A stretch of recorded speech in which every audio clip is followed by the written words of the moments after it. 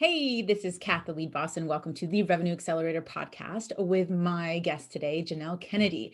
Now, Janelle's going to talk about something that we haven't actually really fully touched base on this podcast yet. So, Janelle, first, let's introduce you. Who are Sure. you, and Oh, why should people care? oh my gosh. So I am Janelle, of course. You mentioned that, but I'm from Las Vegas. I'm actually a native. A lot of people don't know anyone that was born I and raised still here. not sure that you're telling the truth because I don't think people are actually born there and not on a stripper We pole. have hospitals here. I know. It wasn't in a hotel or casino.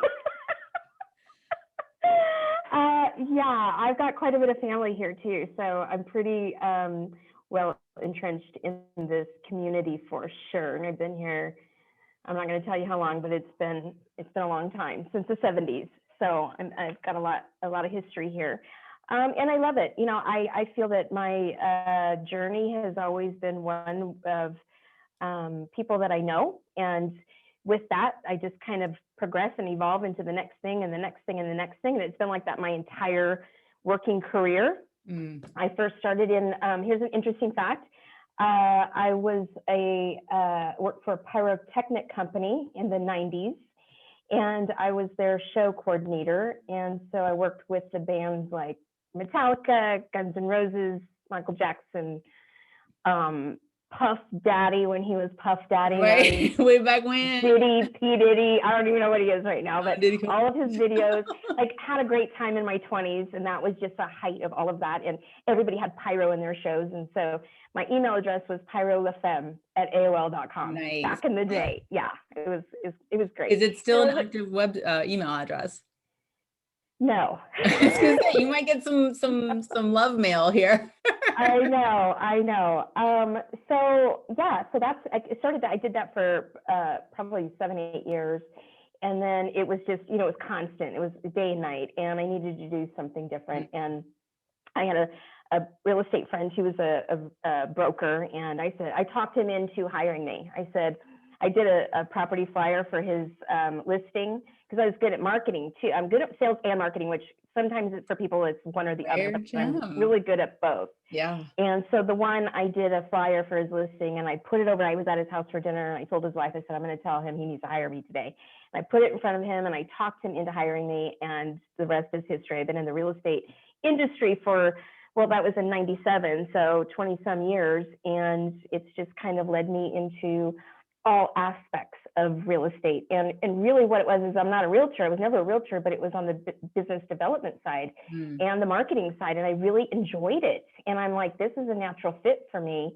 You got to think back when I was working for a pyrotechnic company, I had to talk people into, adding to their budget, and pyro is not cheap, and they feel like, I don't need it. I'm like, yeah, but you want it, and this is why you want it. So I had to really talk people into doing it.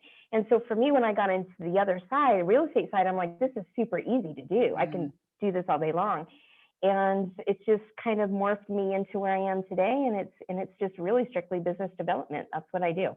Oh, I love that. And I mean, I think there's so many people who can relate to that story of, having had multiple corporate jobs and before we started recording, you were sharing about how basically someone was like, hey, like years ago, right, that you really need to like be on your own and not hiding behind, the larger companies that you were working for, and really being able to manage your time, manage who you were working with and stuff. But, one of the things that you were sharing as part of your history and your progression and your evolution of yourself into this amazing business that you have for yourself now is the contacts. Right? Like these relationships that you carried from one place to the next. So, really makes me think about, and I know that there's commonalities in terms of how people talk about it. So we're just going to say, power partners, strategic partners, whatever that is in your world, right? Let's just say power partners. Why are power partners or strategic partners important for a business? I think I'm going to bring up the term, because we've all heard this 1,000 times, is work smarter, not harder. Yeah. And I always felt like I knew what that meant, like for me, because I'm a very organized person. So to me, it was like, well, I'm very time management and I've got this and I've got that box and everything is just right. That to me is how that equated in my mind. And then later I'm like, that has nothing, maybe it has a little bit. I won't diss it completely, but I have found the power partners are where I'm working a lot smarter, because now I'm identifying who I need to be in front of that has my clients, right? And before, you know, and I think for so many salespeople that we're always looking for the client. And, or if I'm networking and I'm meeting somebody, I'm looking for them as a lead. And it's like, my God, we've got to flip the script. This is not that, it doesn't work that way. And for me, working smarter was identifying which power partners I needed to be working with, building a relationship with them, and then leveraging them. And that to me has been extremely, you know what, it makes it less stressful. I'm going to say, because, you know, being in sales, we have these numbers and we have these things that we're always trying to get to, right? These goals, because I'm very goal oriented. And every job I've always had every month has been, this is what the number is, whether it's units, revenue, I don't care what you're doing. We all have that same, your measurement is, So for me, it was, I needed to really, and once I did that, my whole business just flourished as far as, it didn't matter where I was working. I made sure I had those relationships. I let them know what I was doing and leveraged them and said, this is the end user that I need. Who do you know? I love it. I mean, there's a key piece there that I just want to highlight, basically, and not re-highlight, to actually highlight, was I let them know what I was doing. Right. Yeah. So like this proactive aspect of it, of, you know, when we think of, I know when I was very early stages of my business, way back then, we all want clients coming to us, right? We want them knocking on our door, and we don't want to do much to be able to receive that and all that good stuff. Right. But there's a place where that happens, and it's not at the beginning of your business, and it's not by working as a solo person just by yourself, right? And we know entrepreneurship can be very lonely. Yeah. So what are some of the mistakes that you see people make when it comes to nurturing the relationship, maybe even identifying power partners or leveraging them effectively? I think it's the expectation, to be honest. I think when you walk into a room, you expect that this person that you're talking to is going to be the one that can send you something. You cannot assume that when you walk in. I think you learn to identify who the right connection is. I hear so many times people say, yeah, but I feel like I'm wasting my time when I go to an event, or I'm talking to somebody. I'm like, because you're not being strategic enough. And when you have it identified in your mind, what you want, you're going to see it much quicker. So I'm not going to spend so much time talking to somebody. I'm going to find the one I really need to talk to make it effective and to make it productive for me. For me, I have to have a productive day or a productive meeting, or if I'm going to an event, a lot of times, you know, we're by ourselves, you know, some people don't want to walk in by themselves and have to have a conversation, but we do it. But if I'm more strategic in it, I enjoy it. And then I know that I've planted some seeds, and then, but the point of that is you got to follow up. And people call me the follow-up queen, because I follow up with people all the time. I'm just like, hey, and I get very like personal. Like if they've said, oh, the wife is having a baby, and I've got one example of this guy I met one time at an event, didn't have any conversation about what we do other than the initial, oh, you know, I'm over here and he's over there. And he's like, yeah, my wife's pregnant with twins. I made sure I was on him all the time. When are those babies coming? How are the babies? I just had a meeting with him yesterday, and I met him over a year ago. And he goes, Janelle, you're the only one that I know that has consistently stayed in touch with me. And he hasn't sent me, you know, he sends me other referral partners, but that's why I have my relationship with him, right? But I make sure I stay in it and I make it personal. And that's what it is. I think everybody falls off so quick. That's so, I mean, right there of the personalization. I mean, I talk a lot about valuing the relationship over the transaction. And a lot of people go into even networking calls or sales calls with this modality of, I've got to close a sale. I've got to get the credit card, right? It's this hunting kind of thing. And what you're talking about is really looking at how you can give first, right? And building the relationship and creating a real connection, because when we refer, it is a extension of our reputation. You don't want to put someone that you know, even if you barely know them, right? But you don't want to put someone that you know in touch with someone who's not going to provide them a really good experience. And when you were talking, I was thinking about this and I was like, as business development people, a lot of people focus on the ideal client, which is absolutely important. You need to know who you're selling to, what their pain points and all that stuff. But no one really focuses a lot on your ideal referral partner or your ideal strategic partner and what those criteria and qualities are in that person that would enable them to create referrals or give you referrals, whether it's an actual client or another strategic partner, like you mentioned. So what are the things that people need to kind of connect to when they're trying to identify someone who can be a great referral partner? Once you've established that you're able to also give to them, in a way where you're not just taking, we're going to make that assumption. Yeah. And I do two things. Number one, when I meet somebody, I'm immediately taking notes on what they do. And then I'm immediately thinking who I can connect them with. I'm a major connector here in Las Vegas, and people know that and will introduce me as, you need to meet Janelle, she's a connector, tell her who you need to meet, because I'm taking a mental note of who do I know that you need to be. So I'm giving to you first. So we're going to talk on that first. I'm giving first before we even tackle what our relationship is, because I'm establishing that I am here for you, right? And then secondly, identifying, I'll give an example. So I am business development for a mortgage company. And for me, let me just identify who my power partner is. I've got several, but it could be one that's a divorce attorney. A divorce attorney is going to have their client is going to go through something where they need to sell their home, buy a home. They're splitting up. There's going to be some sort of movement there. So I need to strategically find myself in a room with divorce attorneys and say, I would love to be a resource for you. And then I nurture those 5 people that I just met. And then I look to say, well, who do you need? Who's a power partner for you that I'm going to come in contact that may not be for me? And I'm okay with that. But now I make another connection. I'm building my relationship and trust that I'm really looking out for you, even though I know at this point there isn't anything further that we are actually going to send each other. Right. So for me, it is, I hope that answered that. So. Yeah. No, it's looking at, I mean, in my head, I started creating this Excel spreadsheet of their specializations and who their power partners were and being able to do these search functionalities and being able to, this is how my brain works, and, have this database of people to be able to connect each other with. And what it sounds like is you have that in your head already actively functioning. And I'm sure you have a system to manage all that information because you are a natural connector. Connectors are some of the most important people you need to know because they connect for the sheer joy of connecting. Right? It's always great when you can get a kickback and all that stuff. Sure, we're not going to say no to money, right? But it's just an enjoy. You receive in giving.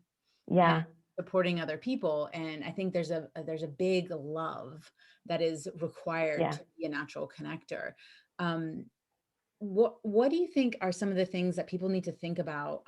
Because I really, it's a reflection of your past in real estate, the fact that you create this personalization when it comes to following up. It's a strategy that I've seen a lot of real estate agents use, and in that industry very particularly. And I think a lot of people in the online space don't leverage some of these more established tactics or strategies, if you will, that have always worked in other industries. They don't leverage them in their own. So there's always this hustle mentality, like you were talking about, work smarter, not harder, but people who are in this hustle mode. What are some things that people should be doing more effectively that you see are working right now, given the current situation, that maybe weren't working before, maybe won't work in the future, but right now you need to be doing this thing? Well, one thing that is very effective for me, and I do teach classes on this in individual, so if anyone's interested in this, or as a group, if you've got I love small business owner groups because I feel like there's just a different synergy that comes with that, and everybody's working kind of together. And so I work in groups like that, but video marketing. And I'm going to say I was doing video before, and there's a lot of people that were doing that, right? But mine is a little bit different. So I'm very conversational in my videos. So if I'm meeting you, I promise you, the next that day or the next day, you're going to get a follow-up email. That's a video of me, and my platform is BombBomb. So it's integrated into my email system. And so anytime I open my email, I click on it and I'm recording a video and I'm like, hey, Kat, it was awesome meeting you yesterday, blah, blah, blah. My information's below. I'm going to go on and on. That now you're still getting Janelle. You met Janelle yesterday, but you're still getting Janelle today. And it's going to come across that way versus me sending an email, texting or writing the email. I get much more engagement from that. I feel that every time I get a response back. And in sales, that is extremely difficult because we don't always get that response back. So if we're cold calling, and I do this on anybody, it doesn't need to be somebody I just met. It can be, I've got different projects that I work on, and so I'm looking for, high executive people, and they're not always the ones to respond. I send them a message. They're not going to get that from my competitor. Yeah. They're not going to get that. That's going to be received a little bit differently. So as creatures, we want to connect. We want to feel comfort from who I'm talking to, and then there's a better response. So for me in this world, it's been just educating people on how to just be yourself. That's what is selling. It's not necessarily the product they want to, how many pen companies are there? Yeah. Right? I mean, seriously, I could buy a pen anywhere, but you're going to buy it from me because I'm going to tell you something totally different on why you need this pen. Right. And because I'm going to give that warmth that you're going to want to respond back to me and say, Janelle's going to take care of me, make sure I get my supplies all the time. Right. So I encourage, if you're not using any kind of video communication, I'll just say it that way, because there's various ways of doing it. That's a way of communicating in an email. It could be communicating. I know with the mortgage company, they have like an evergreen video. So it's a process. If you guys, and most people have a process in what they're doing in their company, to not tie you up as much, you already have those and you send them out. It's freeing up your time, but yet you're still staying right. You got to stay in contact with them. How do you do that effectively? This is one way that you can do it. So speaking of this and being the queen of follow-up, as I'm sure has been bestowed on you and also self-proclaimed in terms of creating a lot of success, right? I mean, you kind of have to own the title first before I do. it can really. I enjoy it. I love it. Same. I mean, we've heard it, the fortunes in the follow-up. Let's say, and I'm sure people are thinking this, great, I've got a power partner, I've got this lead, I've got this potential client, whatever it is, and they've ghosted you, or they're not engaging, or they're not responding to the video. What are some things that people can do to activate or reactivate those conversations? And I'm sure what they're going to think about is, how can they reactivate them towards a sales call? Couple things. I have learned to find out if there's someone in that industry that I know, or if someone knows someone that works for that company. Because usually I'm looking, when I'm doing my prospect, it's more for a bigger company that I'm doing, and I'm not getting the response back. And I kind of assume I might not. So then I start kind of tapping into, who do I know? And who do you know over there? Do you know, can you do a warm lead? Can you do a warm introduction, not a lead, a warm introduction for me? And I've really kind of pivoted that way anyway, that cold calling for me is very few and far between at this point. I'm very strategic, like, who knows somebody over there? And I need to know that HR person. Right. I need to know the CFO.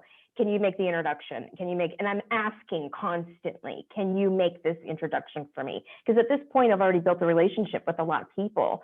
So they're like willing. They're like, not a problem. I know Bob. Okay, hook me up, and then it kind of gets the ball rolling a little bit.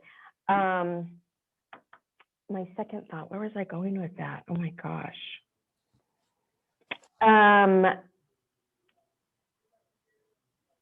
Contacting. Okay, so when they're ghosting me, I think another thing too is I'm trained in personality types. I know certain companies do that whole DISC training thing, but we take ours to another level.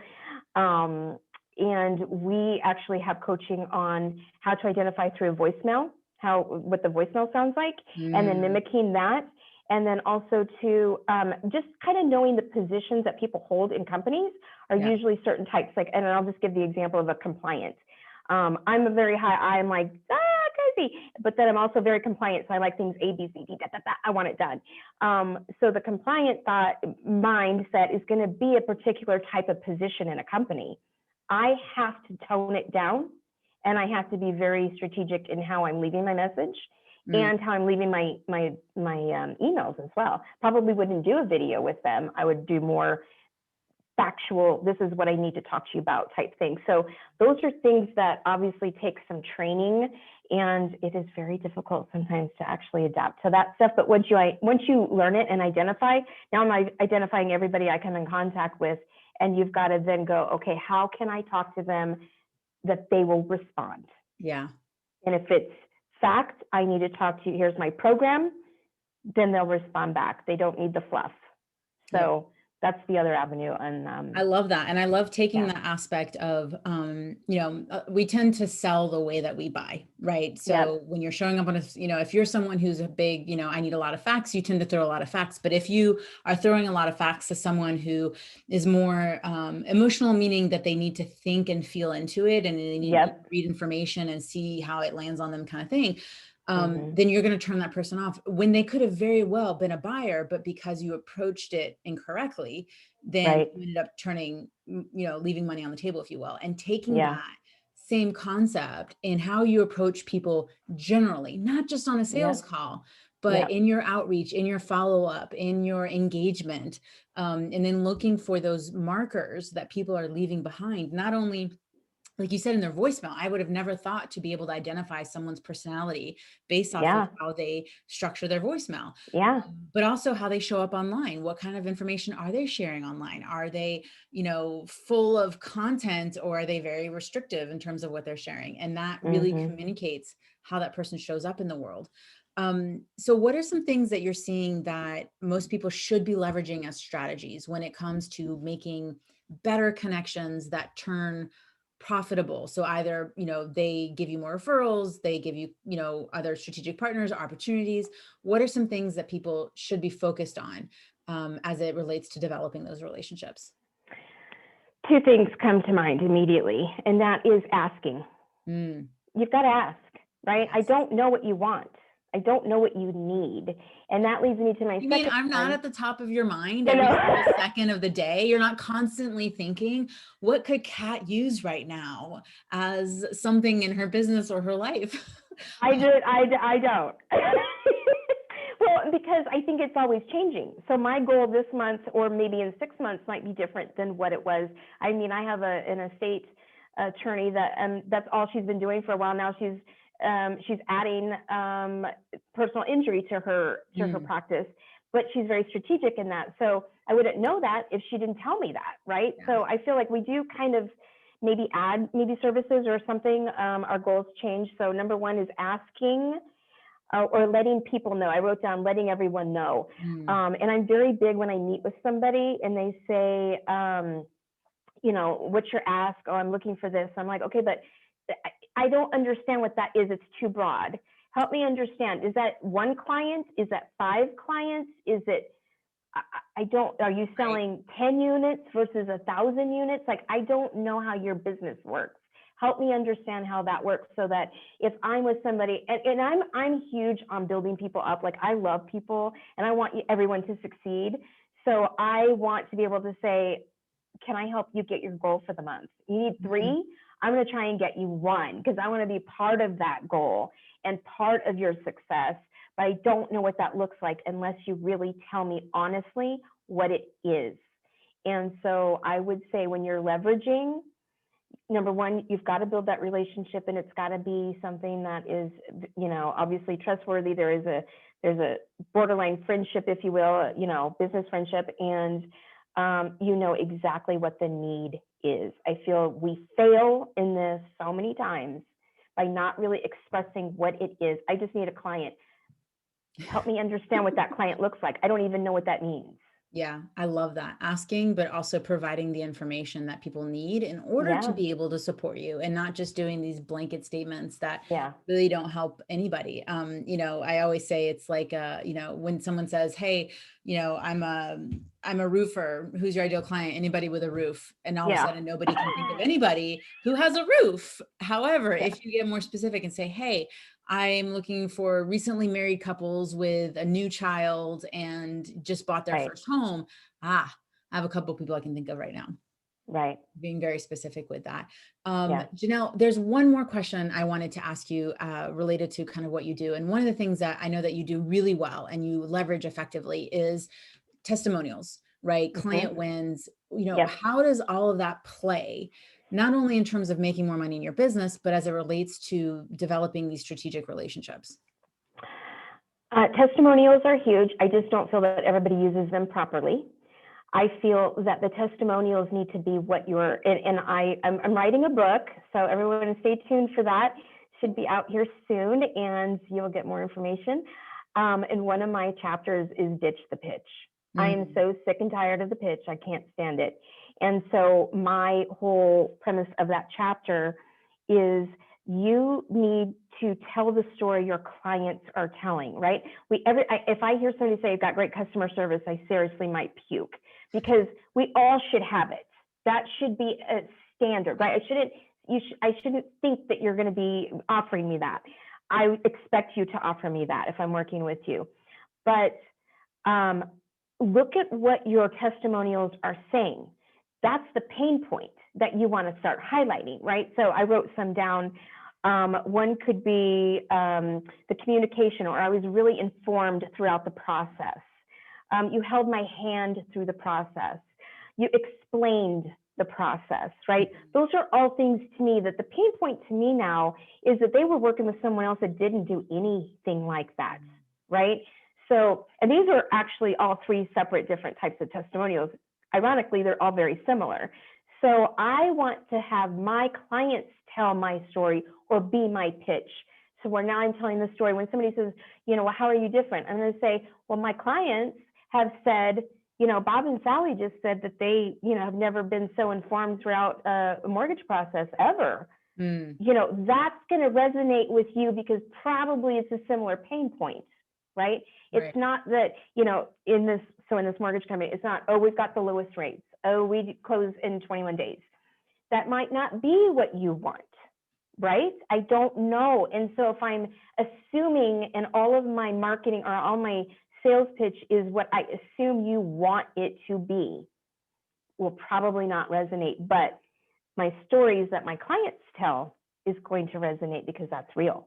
And that was what they appreciated. And that's why they gave us a Google review on that. So I would encourage, listen to your clients, take what your clients are telling you, and that's what you need to tell people that you do. Yeah. And it can't be just, she was really fun or has a great personality. No. Going a couple level deeper, right? In terms of quantifiable, tangible, impactful. And I love the addition that you're talking about related to really hitting what was the pain point that this person was experiencing and how can you take that away from them so that they don't have to feel that. Now, you've been so amazing with everything that you've been sharing today. And I know you've got some actual additional resources to share with people to help take everything that you shared today kind of to that next level. So how can people get in touch with you and learn more? So you can reach out. I have a website. It's in my consulting. It's jadeconsulting.net, and it's spelled Jayde Consulting. I love the color jade. Jade is, when you're coming up with a company name, it's really hard. Like what resonates with you, right? So it was harmony and balance. And I said that represents Janelle to a T. I'm a Libra, so that also is the same exact thing. And I said, that's exactly what fits me. So that's the name of my consulting company. Check out my website and it will have all of my current information as far as my book coming out. And then also too, I am very proud that I am a chapter president for the Dames. And this is a women's group here out in Las Vegas, and helping lead a great group of business owner women and having a great time with it. So I got a lot of things going on, but I'm here to help everybody that I can. Awesome. Any parting kind of words for the listeners today? I say just kind of step back, relax a little bit. Don't put so much pressure when you're thinking of this sales thing that we're doing, because we're in it and we're going to be in it for a long time. Find what's going to work for you, but make it very comfortable and very just think a little bit outside of the box and how you can leverage some of these ideas. Oh, brilliant. Janelle, thank you so much for joining us today. Thanks, Kat.